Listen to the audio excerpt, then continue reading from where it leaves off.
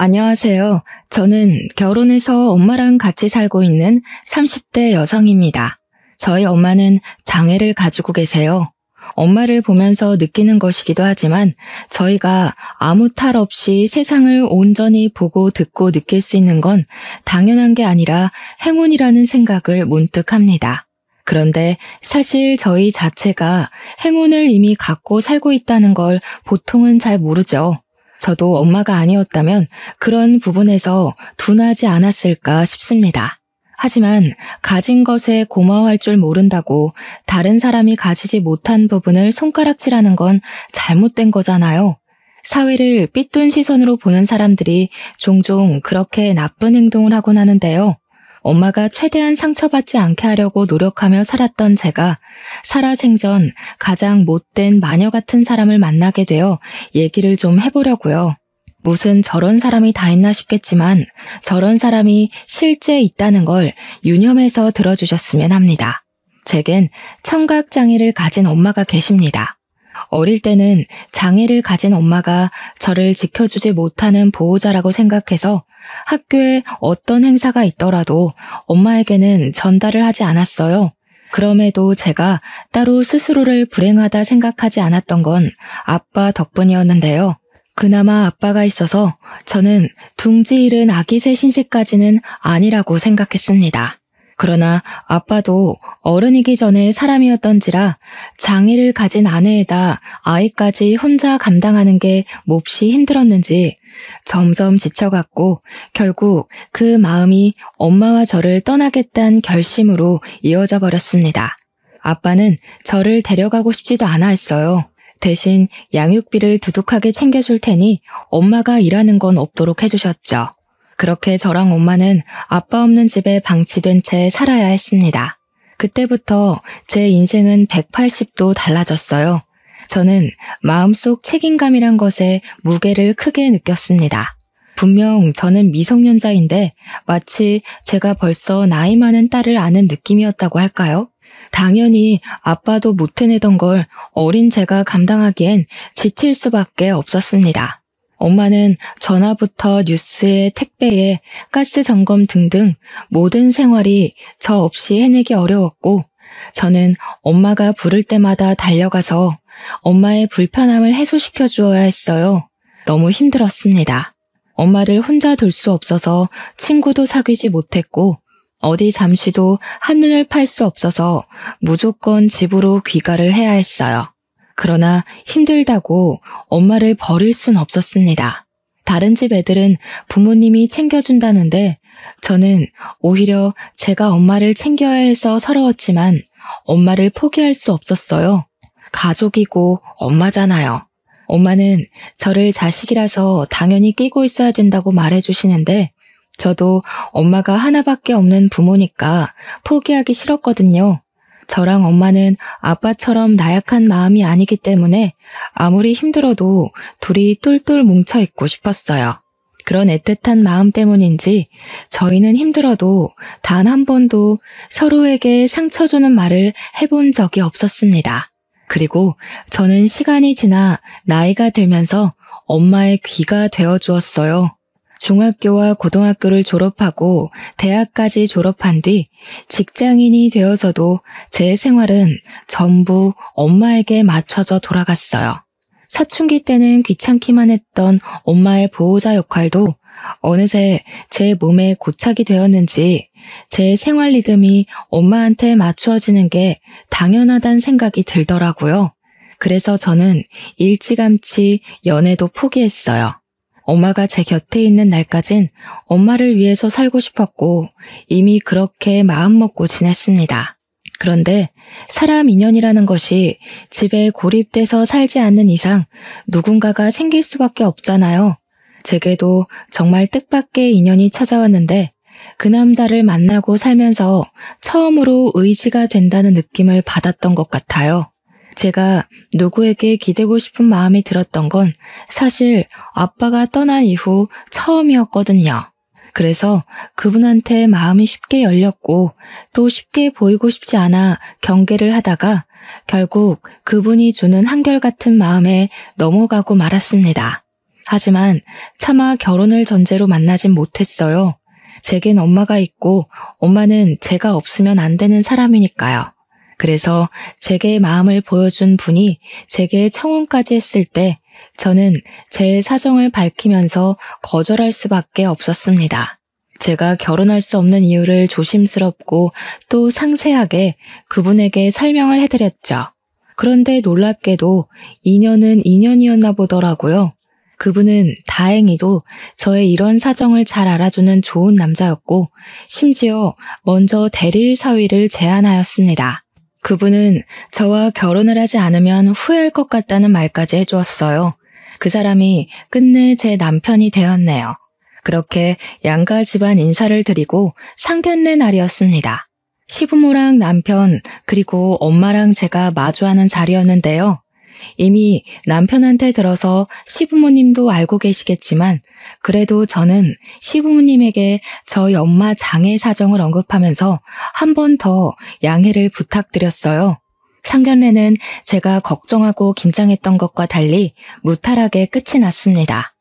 제가 자리에서 오가는 대화를 엄마한테 일일이 수화로 설명해주면서 식사 자리를 이었는데도 시부의 넓은 배려 덕분에 저희 모두에게 전혀 거리낌 없는 자리가 되었어요.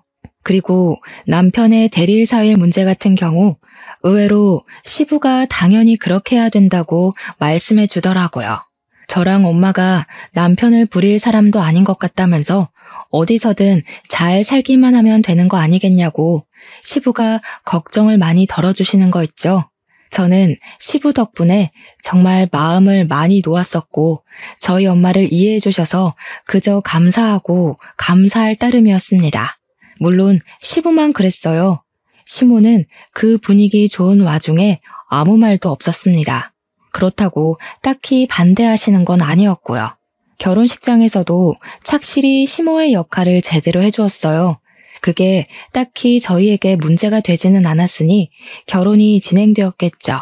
본격적으로 저와 남편이 부부가 되었을 때 제가 엄마 걱정하느라 신혼여행을 못 갔는데 착한 남편은 그런 건 전혀 상관없다고 해줬고 엄마를 데리고 같이 움직이며 한국의 이쁜 곳으로 여행을 다녔어요. 엄마가 오랜만에 많이 즐거워하셨는데 다 남편 덕분인 것 같아서 저는 남편한테 많이 고마워했습니다.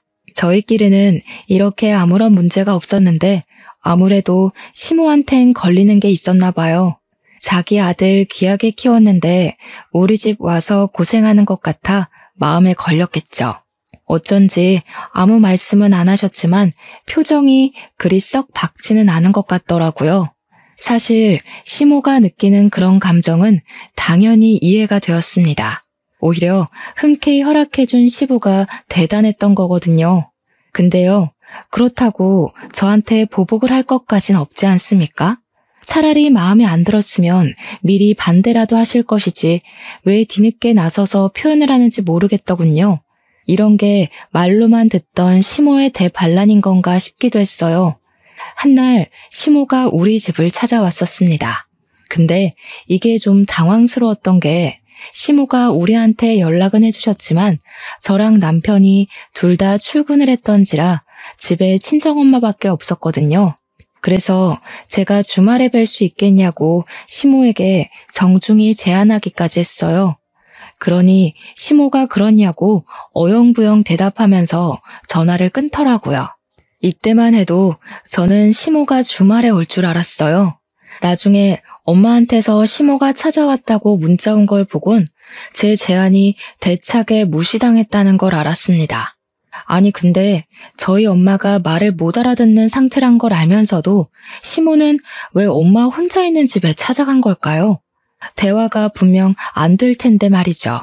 뒤늦게 그 사실을 안 저는 일도 제대로 마무리 못하고 집으로 황급히 향했습니다. 집에 갔더니 시모랑 엄마가 마주보고 앉아서 저녁상 준비를 하고 있더라고요. 새아가 왔니? 왜 그렇게 숨을 헐떡인데? 뛰어오기라도 했니?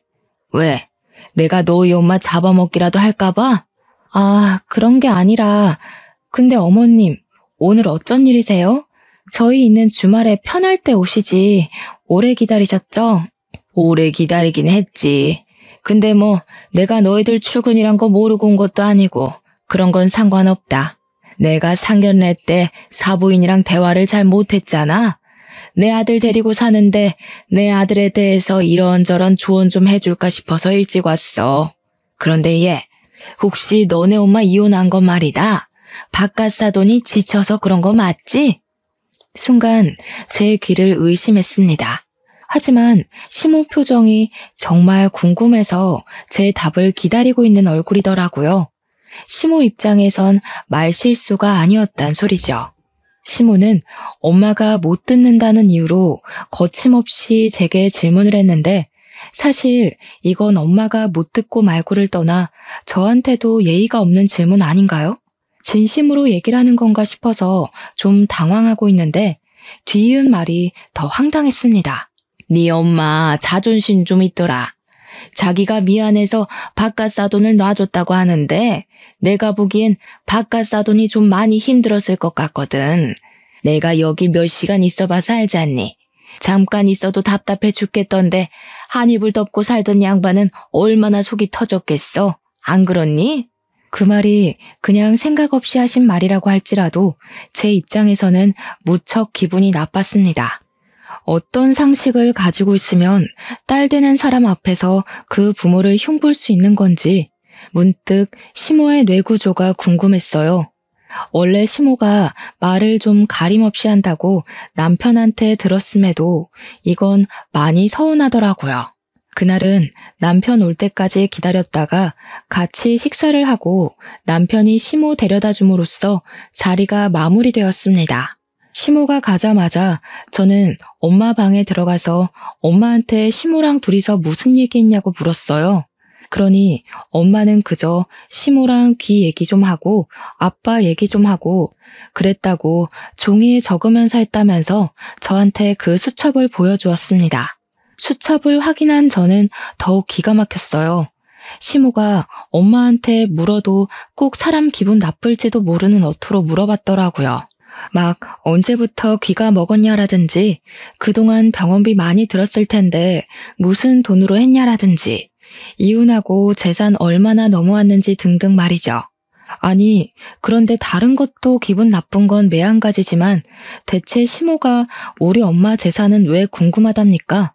착한 우리 엄마는 시모 말에 기분 나쁜 티 전혀 안 내고 그걸 또 고스란히 말해줬더군요.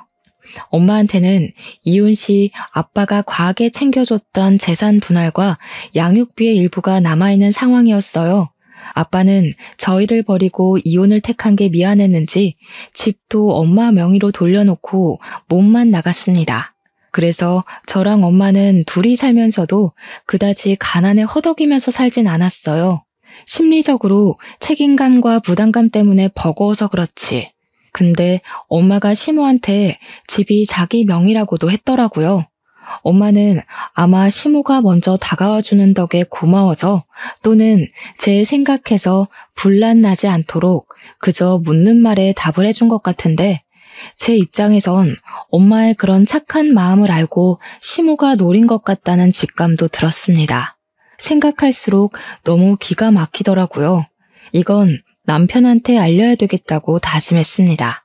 그래서 남편이 퇴근하고 바로 남편에게 오후에 있었던 일을 말해줬어요. 장모님 기분 상하셨겠다. 미안해.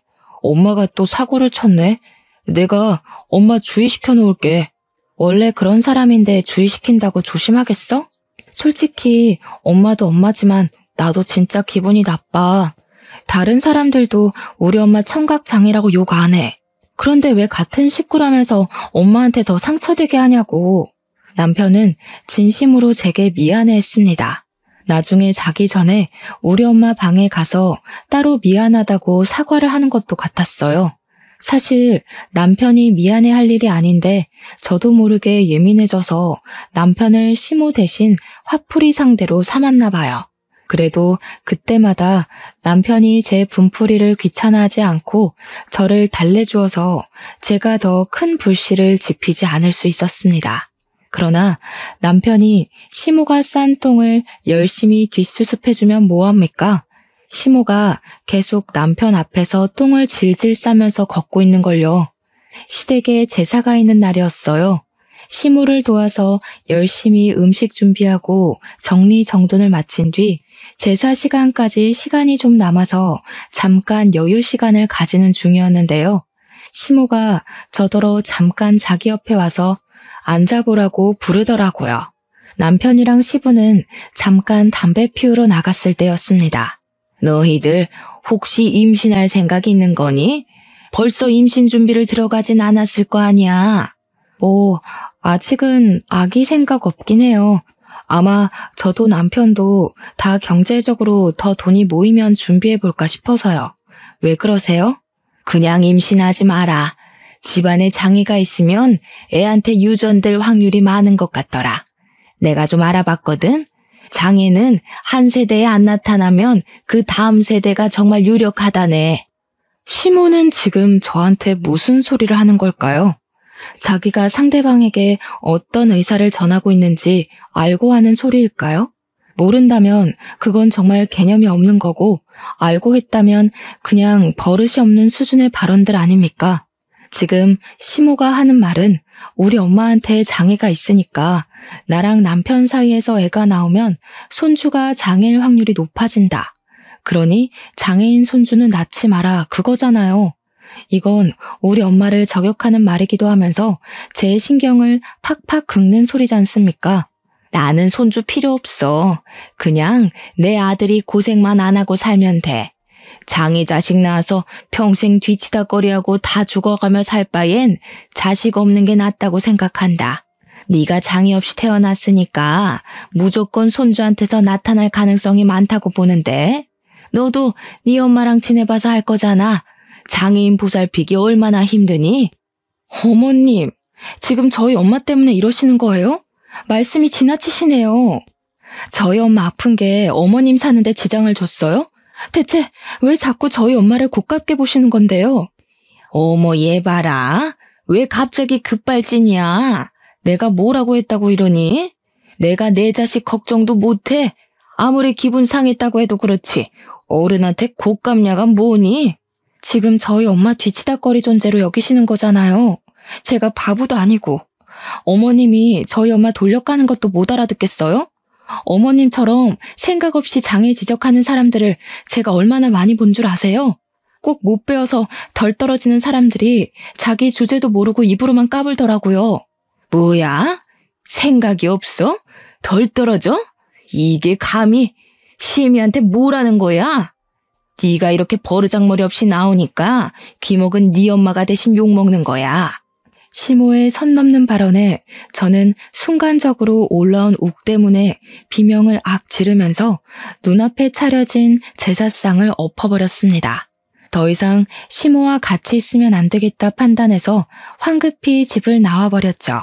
그리고 큰 소리에 놀란 시부와 남편이 허겁지겁 현관문으로 달려왔고, 울고 있는 저를 마주한 남편은 무슨 일이냐고 걱정했습니다.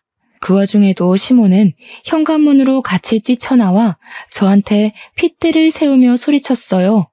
여보, 당장 저 싹수 없는 년 끌어내요.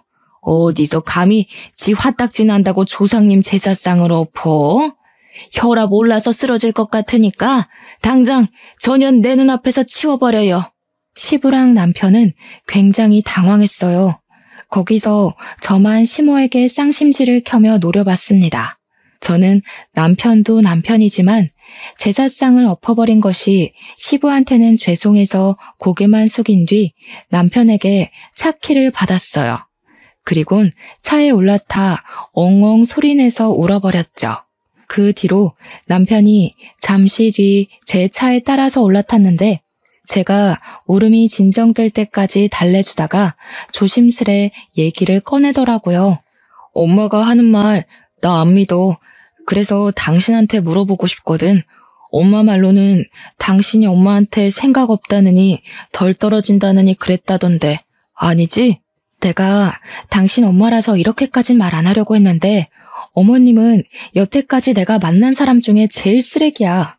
당신이 이런 말하는 나한테 실망한다고 해도 어쩔 수 없어. 어머님이 우리 엄마를 평균 취급하는데 내가 거기서 어떻게 맨정신으로 있을 수 있겠어? 저는 남편에게 제가 정확히 시모한테 어떤 말을 들었는지 그대로 얘기를 해줬습니다. 남편은 많은 말에 실망을 했지만 그중 가장 크게 충격받았던 건 임신 얘기에서였어요. 시모가 저희 엄마 때문에 아기 낳지 말라고 했다고 하니까 그제야 남편은 자기 엄마의 입버릇이 도가 지나쳤다는 걸 뼈저리게 느끼더라고요. 남편은 제 얘기를 듣고서 심각한 표정만 짓더니 차를 출발시켰어요. 저를 먼저 집에 데려다 주면서 제게 시모 대신 사과를 했고 혼자 시댁을 정리하러 다시 돌아갔습니다. 그렇게 제삿날이 지나고 아무래도 남편이 시모한테 한 소리를 했는지 그 뒤로 시모는 연락 두절이었어요. 그래도 제가 젊은 사람이고 또 며느리로서 먼저 손 내밀려고 시도를 했지만 끝까지 연락이 닿질 않아서 그러지도 못했습니다. 꼭 삐진 것 같았어요. 하지만 그렇다고 앞으로 평생 안 보고 살 수도 없는 노릇 아닙니까? 생판 남이면 몰라. 제가 사랑하는 사람의 엄마인걸요. 며칠을 고민하다가 이렇게 지낼 순 없어서 저는 한날 연차를 내고 시댁을 찾아가려 했습니다. 근데 신기하게도 타이밍 좋게 시모가 먼저 우리 집을 찾아와 줬어요.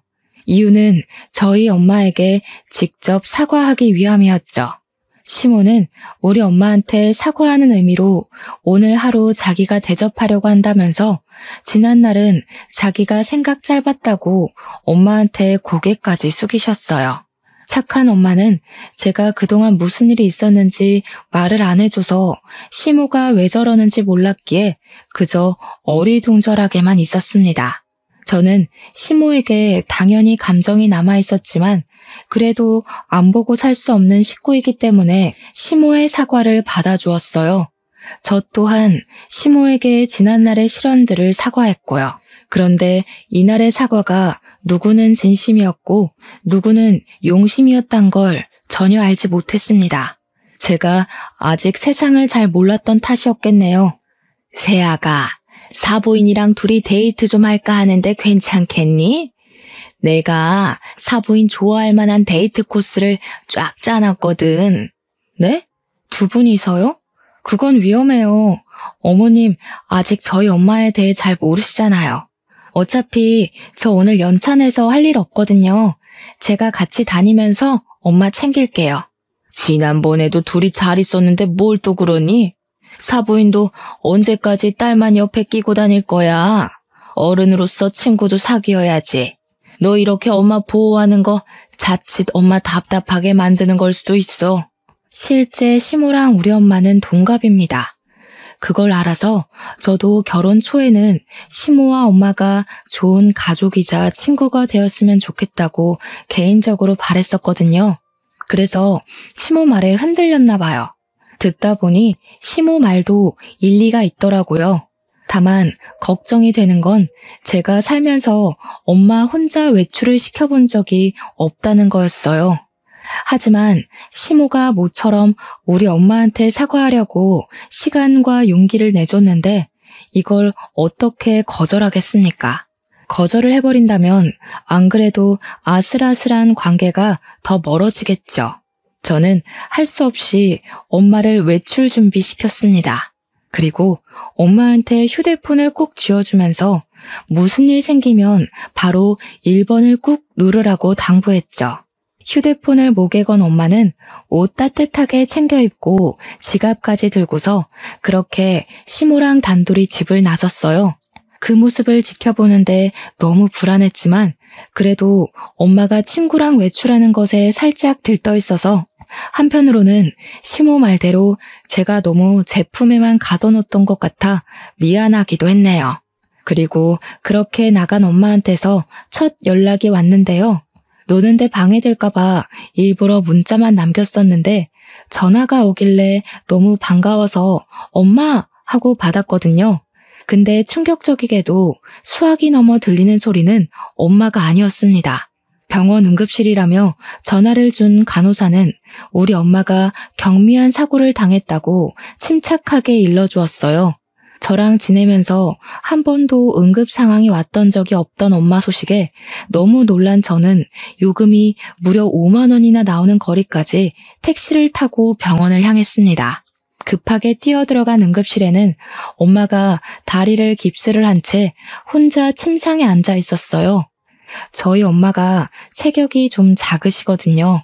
엄마 다리에 깁스가 유독 더 커 보이더라고요. 혹시 다른 데 다친 곳은 없는지 간호사를 붙잡고 먼저 물었던 저는 간호사로부터 괜찮다는 확답을 받고 나서야 조금 마음을 놓을 수 있었는데요. 그러고는 엄마한테 대체 이게 어떻게 된 거냐고 물었습니다. 엄마는 무척 화가 나 있었고 열심히 수화로 사실을 얘기해 주는데 그 내용이 정말 황당했어요. 엄마가 하는 말은 사부인이 하루 종일 자신을 모욕했다고 하면서 귀가 안 들리는 사람에게 뮤지컬을 데려가질 않나, 자기 아는 라이브 카페 집에 데려가 자기만의 노래 감상평을 늘어놓질 않나, 식사 때는 갑자기 사부인 친구들이 합석하더니 자기들끼리 뭐라 떠들기만 하질 않나. 들어보니까 식사 시간에 엄마는 그저 자리 구석에서 그냥 밥만 먹었다고 하더라고요. 뿐만 아니라 엄마는 아직 밥도 다 안 먹었는데 다들 알려주지도 않고 나가서는 들어오질 않았대요. 엄마가 밥을 다 먹을 때도 안 나와서 밖을 나가봤더니 갑자기 사장이 계산하고 가라고 붙잡았다더라고요. 그래서 졸지에 돈까지 냈다는 거 아니겠습니까? 엄마는 시모가 자신에게 돈을 쓰게 만들어서 하는 게 아니었어요. 시모가 심술궂은 마음으로 자신을 놀리기 위해 하는 행동이 너무 고스란히 느껴져서 성질난 거였어요. 그래서 엄마는 없어진 시모를 찾지도 않고 바로 택시를 타려고 했는데 갑자기 시모가 나타나더니 폰에다 메모를 적어주길 친구 배웅 중이었는데 말도 없이 사라져서 놀랬다는 말을 했다고 하대요. 엄마는 기가 막혀서 그냥 시모 집에 가겠다고 의사를 표시했고 다시 택시를 잡으러 가려고 했답니다. 그렇게 발길을 돌리던 중 갑자기 엄마 뒤에서 오던 오토바이랑 가벼운 접촉사고가 발생한 거였어요. 그런데 여기서 더 황당했던 건 시모 태도였습니다. 엄마랑 오토바이랑 부딪히면서 넘어지는데 그새 시모가 벌써 저만치 떨어져 있었다고 하더라고요.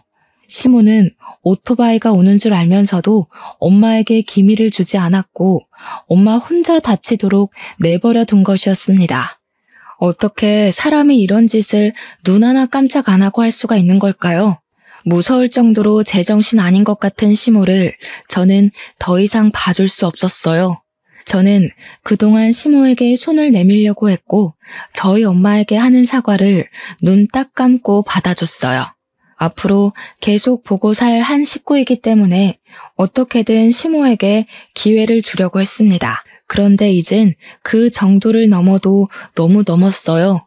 다치게 했다는 건 더 이상 제가 시모를 용서해줄 이유가 없다는 뜻이기도 합니다.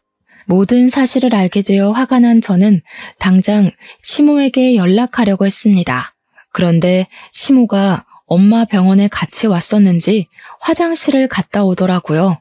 어머님, 어떻게 이러실 수가 있어요? 처음부터 저희 엄마 이런 취급하려고 데려가신 거예요? 진짜 사람 취급해주기 힘드네요. 정신 나가도 정도껏 나가야죠. 어떻게 사람이 사고가 났는데도 그걸 두 눈 뜨고 지켜보기만 해요. 얘가 뭐라는 거야? 내가 네 엄마 119 신고하고 같이 온 사람이야. 그리고 정신 나갔다니? 시애미한테 정신 나갔다고 하는 게 말이나 돼? 아무리 그래도 그렇지 나 그렇게 인정머리 없는 사람 아니거든? 네 눈엔 내가 네 엄마한테 일부러 이런 짓 할 사람처럼 보이냐? 네, 어머님만 이런 짓 할 것 같아요. 어머님만 세상 개념 다 말아먹은 사람처럼 막장짓 할 것 같고요. 어머님만 나이값 못하고 할 짓 없이 사람 괴롭히는 걸로 보여요. 근데 실제로 어머님이 그런 사람이잖아요. 저는 단 한순간도 어머님이 어른스러운 걸 본 적이 없어요. 어떻게 어머님 같은 사람 뱃속에서 제 남편이 나왔는지 모르겠네요. 이런 정신 나간 것, 기꺼이 사과하러 온 사람한테 뭐? 싹수가 없어도 정도껏 없어야지. 야, 네가 그렇게 잘났어? 고작 귀머거리 애미한테서 태어난 주제에 뭐가 그렇게 잘나서 자꾸 어른한테 개념이 있네 없네 소리를 해? 당시 주위에서 오는 시선들이 상당했는데 그 시선 때문이라도 시모는 더 자기 고집을 밀어붙였습니다. 그 압박감은 쓸데없는 선동이 되어서 시모가 결국 제 뺨을 치는 사태로 번져버렸죠. 그것을 보고 화가 난 엄마는 직원들을 향해서 제발 도와달라 수화로 사정했습니다. 그러나 성난 시모는 그냥 그대로 병원을 나가버렸어요. 저는 그 길로 엄마를 모시고 집으로 가 남편을 기다렸습니다.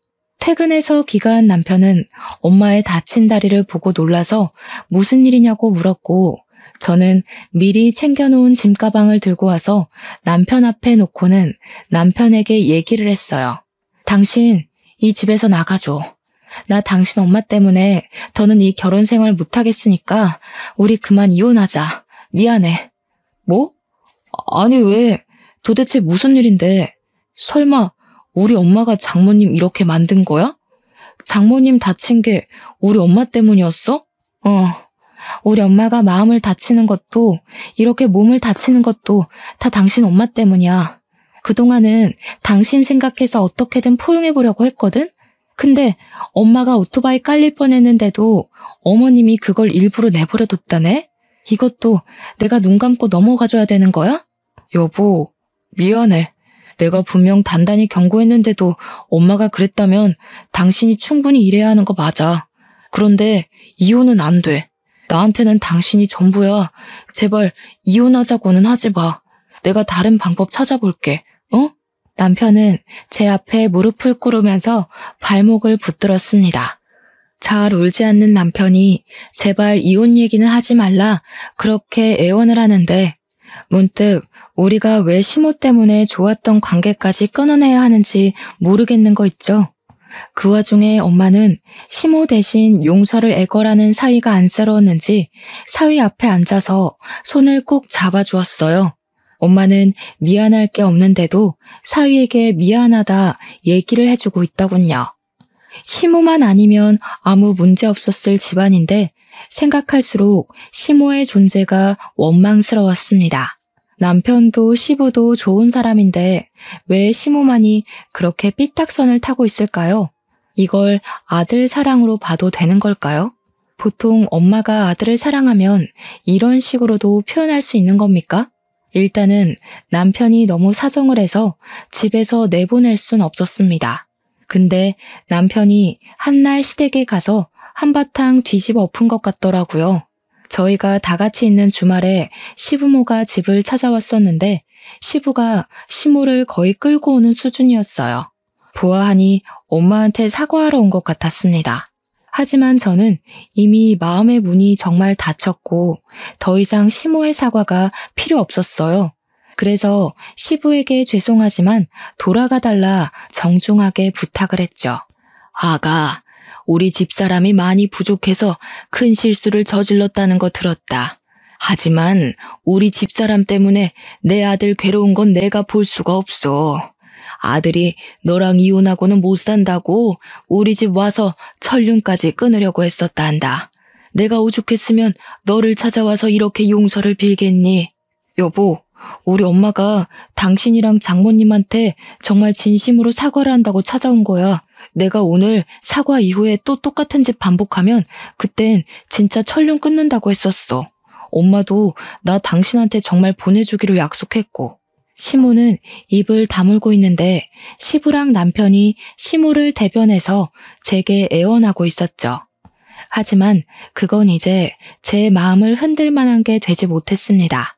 시모가 제게 용서를 구할 수 있는 유일한 방법은 두 번 다시 우리 엄마 앞에 그 파렴치한 몸뚱어리를 드러내지 않는 것이었어요. 그래서 일부러 더 대답을 얄밉게 했습니다. 시모 사과는 받아줄 생각이 없었으나 시모에게 수치심은 느끼게 해주고 싶었거든요. 솔직히 앞으로도 평생 어머님 상종하고 싶은 마음 없는데 어머님이 저희 엄마 앞에 무릎 꿇고 머리 조아리면서 용서 빌면 생각해 볼게요. 눈물까지 덤으로 흘려주시면 아, 진심이구나 믿어볼 거고요. 역시나 시모는 자존심이 상했는지 저를 노려보면서 눈으로 욕을 하고 있었습니다. 하지만 남편과 시부가 시모에게 사죄하라 독촉하는 바람에 시모는 할 수 없이 시키는 대로 했는데요. 그런데 여기서 결국 제 마지막 인내심이 폭발하고 말아요. 시모가 엄마 앞에 고개 숙이고 미안하다 하면서 문제가 더 터졌습니다. 시모는 입으로는 우리한테 큰 실수를 저질렀다, 다시는 이런 일 없을 거다 사과를 하면서도 정작 수화로는 속된 말을 표현한 것인데요. 제 속을 뒤집어 놓을 작정이라도 한 건지 일부러 못된 수어를 배워온 것 같더라고요. 시부랑 남편은 수화를 잘 모르니까 시모가 손가락을 움직이는 것을 가만히 지켜보기만 했으나 그걸 알아본 저는 더 이상 참을 수 없어 자리에서 일어났고 앉아있던 곳에 쿠션을 들고는 시모의 귀싸대기를 날렸습니다. 가죽 쿠션이 시모의 고막을 제대로 강타하자 시모가 놀라서 악소리를 지르며 귀를 틀어막았어요. 사람 죽이려고 작정했냐고 표정을 확 돌변시키면서 쌍욕을 퍼붓기 시작했습니다. 그러거나 말거나 저는 반 돌아버려선 시모를 정신 나간 듯이 두들겨 팼어요.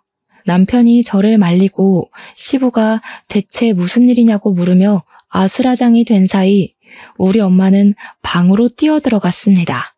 아줌마는 사람도 아니야. 내가 죽었다 다시 깨어나지 않는 이상 아줌마 같은 파렴치한 년을 어머님으로 모실 일은 없을 거야. 그쪽은 평생 불구 없이 살 것 같아? 아줌마가 우리 엄마한테 무슨 실수 저질렀는지 느껴보고 싶어? 저는 남편을 뿌리치고 맨손으로 시모 귀를 잡아당겼고 정말 떼어버릴 작정으로 힘을 주었습니다. 시모는 저한테 이리저리 휘둘리면서 사람 죽는다고 소리를 질렀는데요. 그때 엄마가 손에 수첩을 들고 방에서 다시 튀어나왔고 시부에게 그 수첩을 쥐어준 뒤 악을 쓰고 있는 저를 말렸습니다. 그러자 이번에는 시부가 성이 나서 제 손에 잡혀있는 시모의 멱살을 잡고 일으켰어요. 당신 나 몰래 무슨 짓을 하고 다녔던 거야? 정말 바람이라도 핀 거야? 왜 안싸돈한테서 저런 소리가 나와? 저와 남편은 시부가 하는 소리를 이해하지 못하고 있었어요.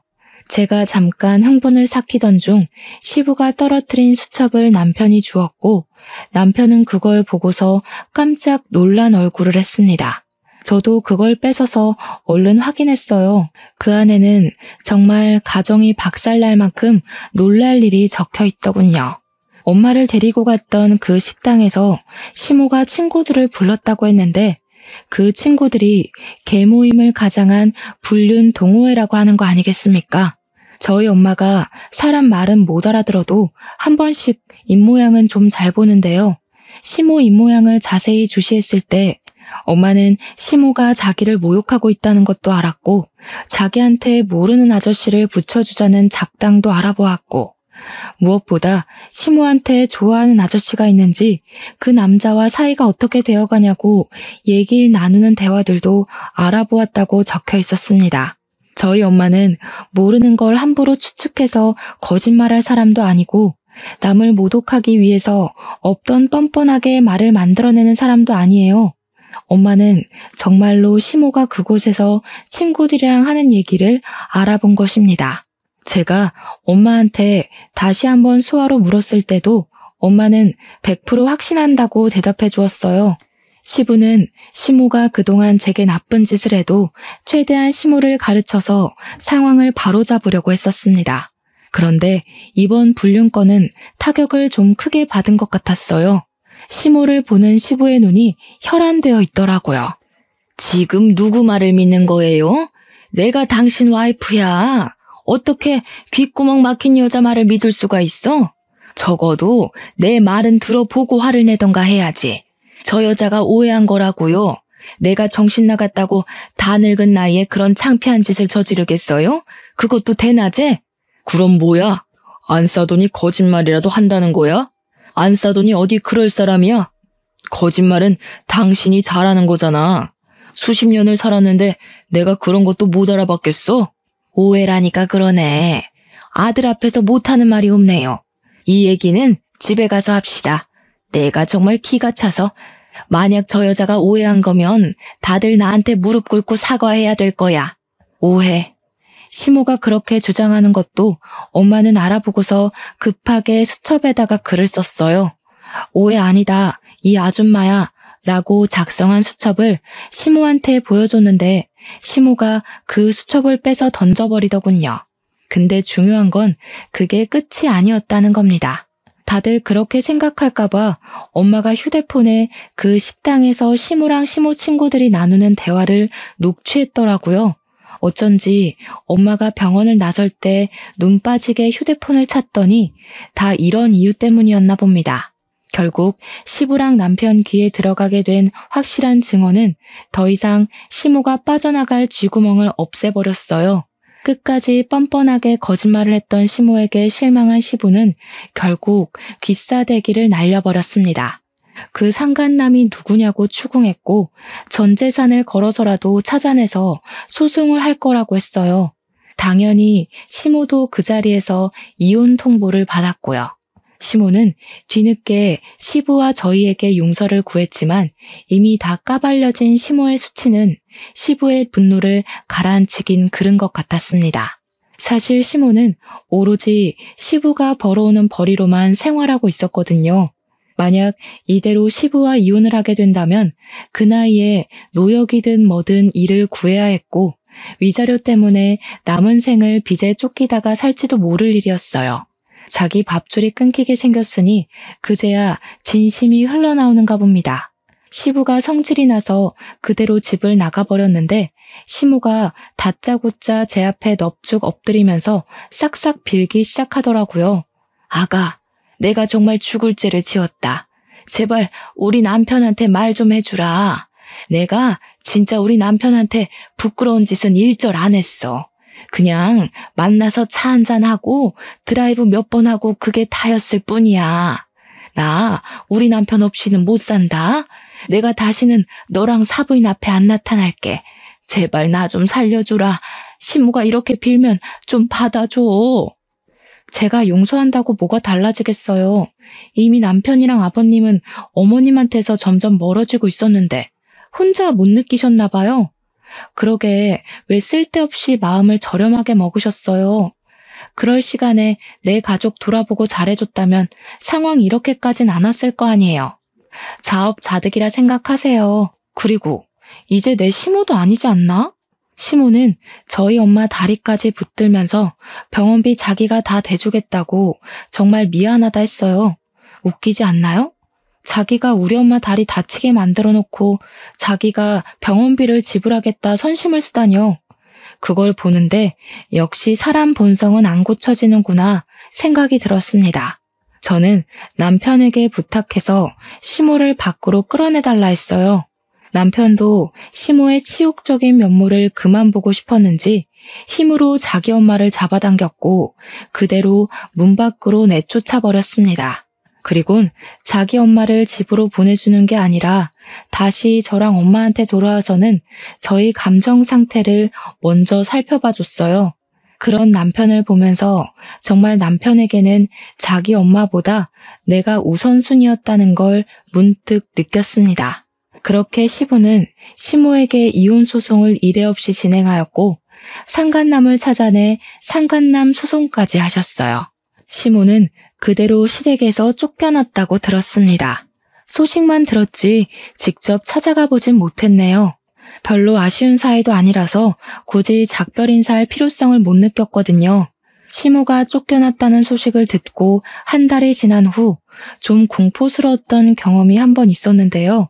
퇴근을 하고 귀가를 하는데 남편을 만나서 소고기를 사들고 집에 가는 중이었어요. 현관문 열려고 하던 시점에 갑자기 계단 쪽에서 부스럭 소리가 나더라고요. 너무 놀라서 남편 뒤에 숨었는데 계단에서 웬 거짓 차림을 한 아줌마가 앉아있는 거 아니겠어요? 아줌마가 일어나자 센서 등이 켜지면서 얼굴을 확인할 수 있었거든요. 그런데 세상에나 그 꾀지지한 아줌마가 한 달이나 얼굴 못 봤던 시모더라고요.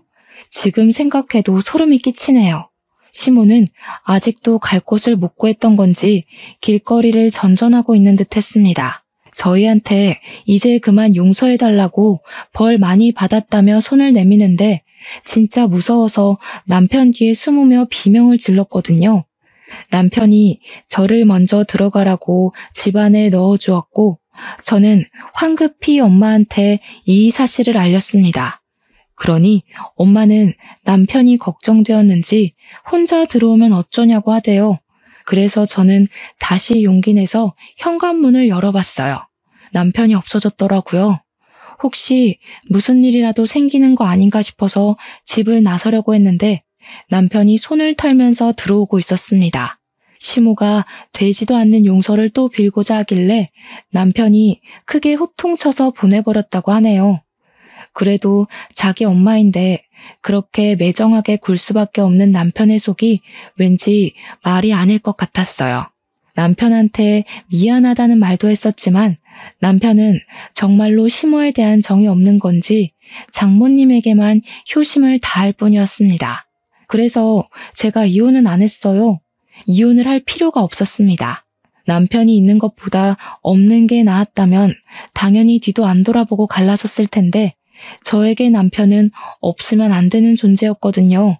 저와 엄마는 남편과 시부 덕분에 무척 안전하고 더 이상은 상처 없이 잘 지내고 있습니다. 시모라는 잡초만 뽑아버렸을 뿐인데 그렇게 가정이 편안할 수가 없어요. 앞으로도 쭉 우리 엄마뿐만 아니라 우리 식구 모두가 아픔 받지 않고 행복하길 바랄 뿐입니다. 여러분도 가정에 늘 행운만이 가득하길 바래요. 제 사연은 이쯤에서 마무리하겠습니다. 들어주셔서 감사합니다.